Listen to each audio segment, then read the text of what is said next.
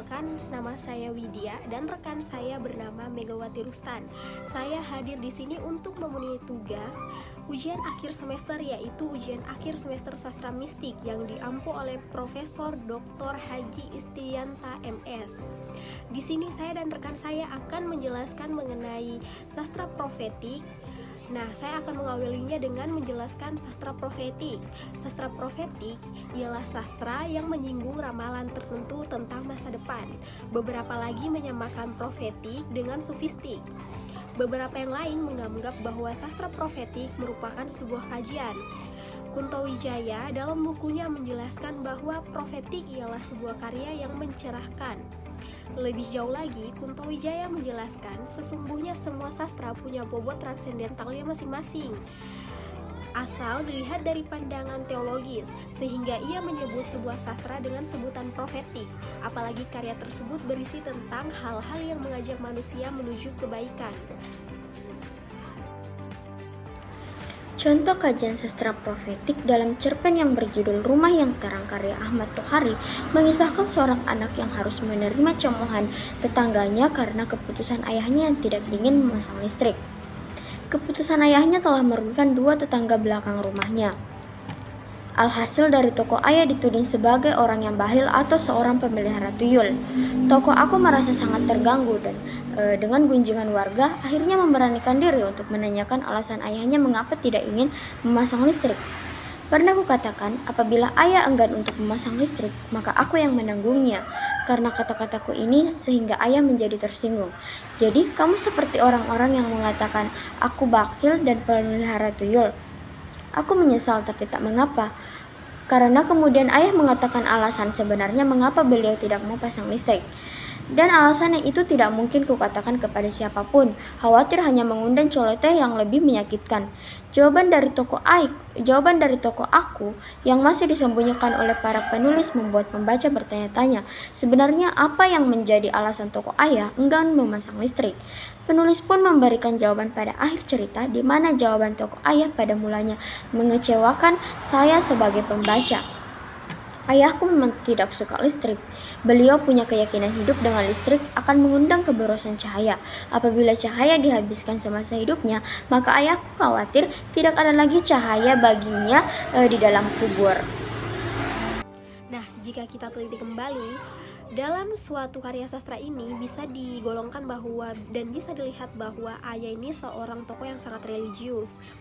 Nah, dalam salah satu jurnal, Abdul Wahid WM menyatakan bahwa para sufi biasanya menolak terikat pada dunia dan tidak menyukai materialisme.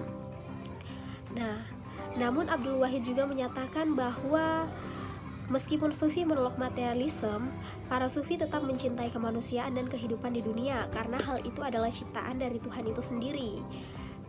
Toko ayah di sini menolak adanya listrik karena beliau beranggapan bahwa dengan hidup kegelapan seperti itu beliau akan mendapat cahaya dalam kubur tanpa mendengarkan keluhan dari tetangganya dan anaknya. Nah, hal penting yang harus digarisbawahi ialah menentukan sebuah cerpen apakah itu sufi atau tidak, atau sufi atau profetik bukan hanya dilihat dari identitas atau watak tokoh, melainkan tema, isi, tujuan penulis. Jika kita kaji lebih jauh, justru unsur profetik ialah yang begitu mendominasi dalam suatu karya sastra itu sendiri. Baik, di sini saya akan membacakan salah satu contoh karya sufistik yang berjudul Tuhan Kita Begitu Dekat. Tuhan, kita begitu dekat. Sebagai api dengan panas, aku panas dalam apimu. Tuhan, kita begitu dekat. Seperti kain dengan kapas, aku kapas dalam kainmu. Tuhan, kita begitu dekat. Seperti angin dan arahnya, kita begitu dekat dalam gelap. Kini aku menyala pada lampu padamu.